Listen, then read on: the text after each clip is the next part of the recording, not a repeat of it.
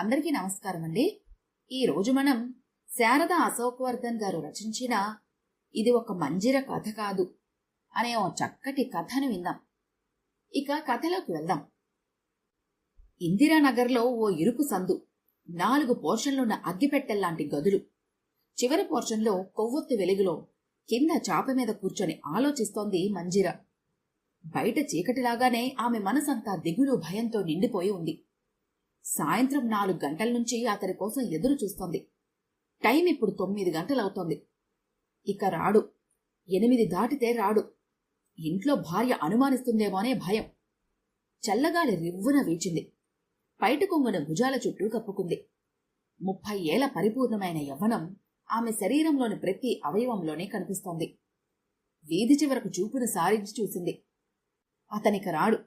4 గంటలకు కరెక్ట్గా వస్తానని చెప్పాడు. కాని రాలేదు. ఏదో బలమైన కారణమే ఉండి ఉండాలి. లేకపోతే ఆగడు. పిడుగులు పడుతున్నా సరే కరెక్ట్గా చెప్పిన టైంకొస్తాడు. ఇప్పుడెలా? ఆకలితో పేగులు మెలితిరిగిపోతున్నాయి. ఏంటే మంజిరా, అట్టాకోకున్నావు? గిరిబాబు రాలేదా? అడిగింది పక్క పోర్షన్లో ఉంటున్న సావిత్రి. రాలేదు పిన్ని, ఎందుకునో అంది మంజిర. లే మరి, వంట చేసుకో. ఆడింక రాడ్లే. పెళ్ళాంసాటు మొగుడు. ఆడి నమ్ముకోవద్దంటే నువ్వు ఇనవాయే. బియ్యం ఉన్నాయా? అడిగింది సావిత్రి. లేవు పిన్ని అంది మంజిర. ఇట్రా మరి, ఈ పూటకి నా దగ్గరే తిందువుగాని. రేపొత్తాట్లే ఆడు. ఏందో మన బతుకులు, సావలేము బతకలేము. రాయే రా, ఎంతసేపని ఎదురు సొత్తా కూర్చుంటావు అంది సావిత్రి. సావిత్రికి 40 ఏళ్లుంటాయి. నల్లగా బలంగా ఉంటుంది. మంజిర నెమ్మదిగా లేచి ఆమె దగ్గరకు వెళ్ళింది. అప్పుడే కరెంటు వచ్చింది. అబ్బా, నీ కాలు మోపగానే లైట్లొచ్చాయే. రారా కూకో అంది సావిత్రి సంతోషంగా. ఆ చిన్న గదిలో ఓ మూల కింద పరుపుపరిచి ఉంది. దాని పక్కనే చిన్న స్టూలు మీద portable black and white TV. Shelf నిండా బట్టలు చిందరవందరగా పడి ఉన్నాయి. కిటికీలో చిన్న అద్దం, పౌడర్ టిన్ను, దువ్వెన, తిలకం సీసా, బొట్టు బిల్లలు, సెంటు బాటిలు తదితర మేకప్ సామగ్రి ఉంది. పరుపు మీద గోడ కానుకొని కూర్చొని గ్లాస్లోని విస్కీ తాగుతోంది సావిత్రి. ఏంటి పిన్ని, నీ పనే బావుందే, భలే ఎంజాయ్ చేస్తున్నావు అంది మంజిర నవ్వుతూ. ఏముందిలే నా బొంద, నిన్న ఈరోజు షూటింగ్ ఉండబట్టి ఏదో ఈ మాత్రం నడుస్తోంది నా బండి.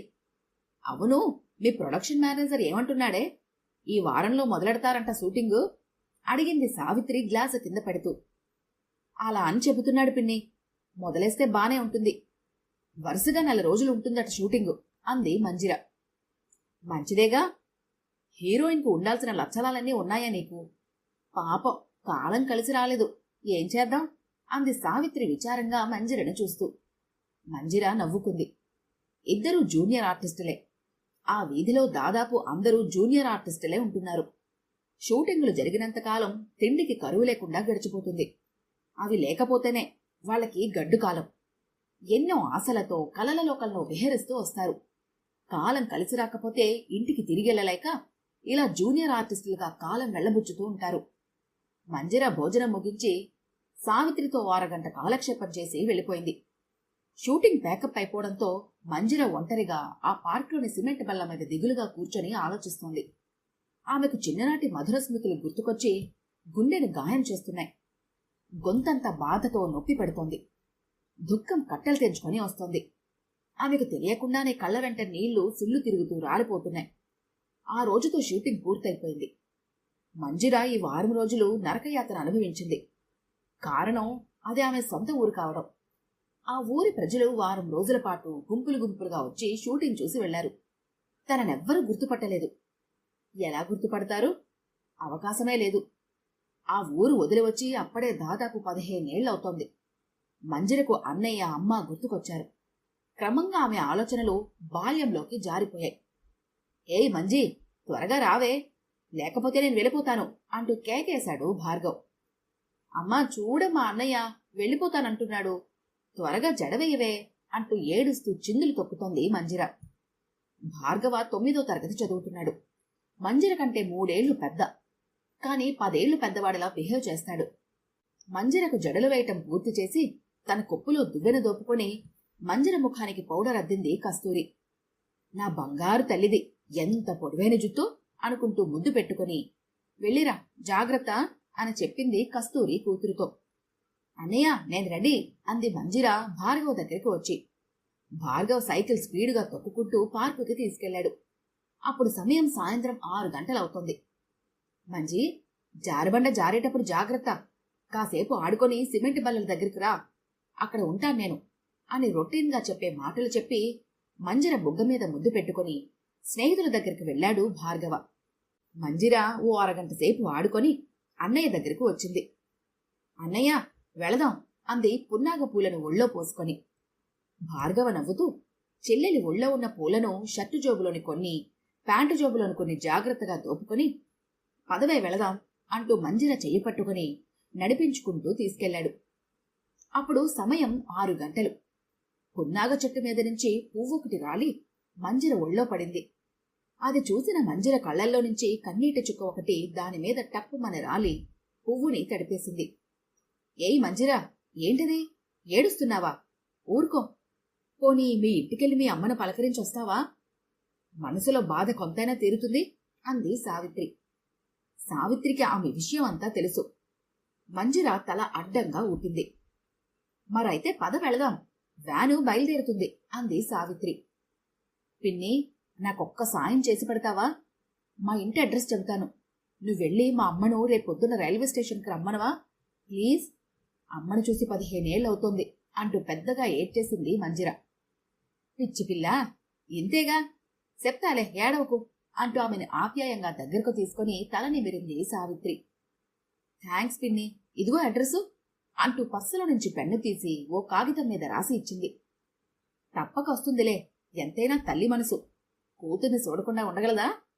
అసలు మనం వచ్చిన రోజునే ఆమెకు కబురు చేస్తే చక్కగా ఈ వారం రోజులు ఆమె నీతోనే గడిపేది కదా. పొరపాటు చేశావు అంది సావిత్రి విచారంగా. నన్ను ఈ వేషంలో ఇంతమంది మధ్య తైతకలాటం చూసి అమ్మ తట్టుకోలేదు పిన్ని. నీకు తెలీదు అమ్మ నన్ను ఎంత అల్లారు ముద్దుగా పెంచిందో. పాపిష్టిదాన్ని, సినిమా వ్యామోహంలో పడిపోయి ఆ వేణుతో కలిసి హైదరాబాద్ వచ్చేశాను. ఇంట్లో వాళ్ళని మోసం చేసినందుకు నాకు తగిన శాస్తి జరిగింది అంది మంజిర. సర్లే, అవన్నీ గుర్తుకు తెచ్చుకొని బాధపడక. నువ్వు హోటల్ గదిలో ఉండు, నేను మీ అమ్మను కలిసి రేపు రమ్మని చెప్తాగా అంది సావిత్రి.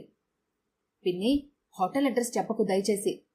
రేపొద్దున 1 గంట ముందు 8ంటికి రైల్వే స్టేషన్కి రమ్మను అమ్మని అంది మంజిర ప్రాధేయపూర్వకంగా. అట్టాగేలే అంటూ వెళ్ళిపోయింది సావిత్రి. మంజిర ఉదయం 7:30కి స్టేషన్కొచ్చి కూర్చుంది. రాత్రి అసలు ఆమె కంటి మీద కునుకు లేదు. అమ్మ వస్తుందో రాదో, నన్ను గుర్తుపడుతుందో లేదో, నన్ను క్షమిస్తుందో లేదో. మంజిర దృష్టంతా రోడ్డు మీద ఉంది. దూరంగా ఎవరో ముసలావిడ మెల్లగా నడుస్తూ వస్తోంది. ఎవరామే? అమ్మాయి అయి ఉంటుందా? ఛ, అమ్మెందుకవుతుంది? అమ్మ అప్పుడే అంత ముసలిదైపోతుందా? కాదు, అమ్మ కాదు, కాకూడదు అనుకుంటూ చూస్తోంది. మంజిర గుండె వేగంగా కొట్టుకుంటోంది. ఆమె మెల్లగా వణుకుతూ నడుస్తూ మంజిరను సమీపించింది. మంజిర గుండె శబ్దం ఆమెకే వినిపిస్తోంది. గుండె గొంతుకలో కొట్టుకుంటోంది. ఆవిడ అమ్మే. కాని ఆమె మంజిరను ఓసారి చూసి చూపు ఆననట్లుగా నొసలిపైన చెయ్యి పెట్టుకుని చూసి మెల్లగా అడుగులు వేస్తూ దాటిపోయింది. మంజిర పెద్దగా ఏడ్చింది. అమ్మా అంటూ పెద్దగా ఏడవటంతో ఆ ముసలావిడ వెనుతిరిగి మంజిర దగ్గరికొచ్చి అప్పుడు గుర్తుపట్టింది కూతురిని. అమ్మా మంజిరా, నా తల్లే, ఎన్నాళ్ళకు చూశానమ్మా, నా చిట్టి తల్లి అంటూ ఆమెను వాటేసుకుని బుగ్గల మీద నుదుటి మీద ముద్దులు పెట్టుకుంది ఆప్యాయంగా. అమ్మా, నన్ను క్షమించవా అమ్మా అంది మంజిర ఏడుస్తూ. పిచ్చి తల్లి, నేను మీ అమ్మనమ్మా అంది ఆమె పక్కనే కూర్చుంటూ. అమ్మా, ఏంటమ్మా ఇలా అయిపోయావు? అన్నయ్య సరిగా చూడటం లేదా అంది ఆప్యాయంగా ఆమె ఒళ్ళంతా తడుముతూ. బాగానే చూస్తున్నాడమ్మా, నువ్వు లేకపోతేనే నేను సంతోషంగా ఎలా ఉండగలను తల్లి. పదమ్మా, మనింటికి పోదాం, అన్నయ్యకి నేను చెబుతాలే అంది కస్తూరి. వద్దమ్మా, నేను అన్నయ్య ముఖం చూడలేను. అమ్మా, ఇదిగో ఈ డబ్బు తీసుకోమ్మా, మందులు కొనుక్కో అంటూ 3000 రూపాయలు ఆమె చేతిలో కుక్కింది. వద్దు తల్లి, నాకెందుకమ్మా డబ్బు, నువ్వు ఇంటికి రామ్మా అంది కస్తూరి కూతుర్ని ఆప్యాయంగా చూస్తూ. వస్తానమ్మా, ఈసారి తప్పక వస్తాను. డబ్బు జాగ్రత్త, నీ ఆరోగ్యం జాగ్రత్తగా చూసుకో.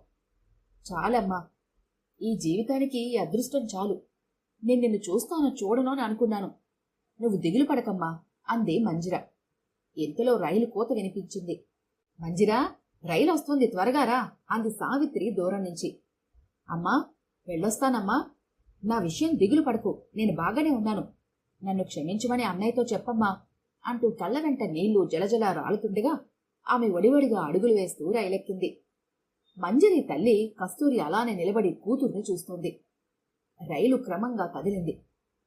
పిన్ని, అమ్మ పిన్ని, నన్ను క్షమించింది పిన్ని అంటూ పెద్దగా ఏడ్చేసింది. తల్లి క్రమంగా దూరం అయిపోతోంది. రైలు వేగం పెరిగింది. సావిత్రి మంజిర భుజం తట్టి ఆమెను మెల్లగా సీట్లో కూర్చోపెట్టింది. నువ్వింకా అదృష్టవంతురాలివే మంజిరా. మీ అమ్మని చూసుకున్నావు. మనలో చాలా మంది మళ్లీ వాళ్ళ తల్లిదండ్రుల ముఖం చూడకుండా చనిపోయేవాళ్లు ఉన్నారు. బాధపడకు. ఏందో సినిమా వ్యామోహంలో వస్తారు. బతుకు సెడగొట్టుకుని కన్నవాళ్ల కోసం ఏడుస్తారు. ఊరుకో అంది సావిత్రి. మంజిర బాధగా కళ్ళు మూసుకుంది. ఈ కథ కనుక మీకు నచ్చినట్లయితే లైక్ చేయండి, షేర్ చేయండి. మరిన్ని ఇంట్రెస్టింగ్ కథల కోసం మా ఛానల్ని తప్పకుండా సబ్స్క్రైబ్ చేసుకోండి.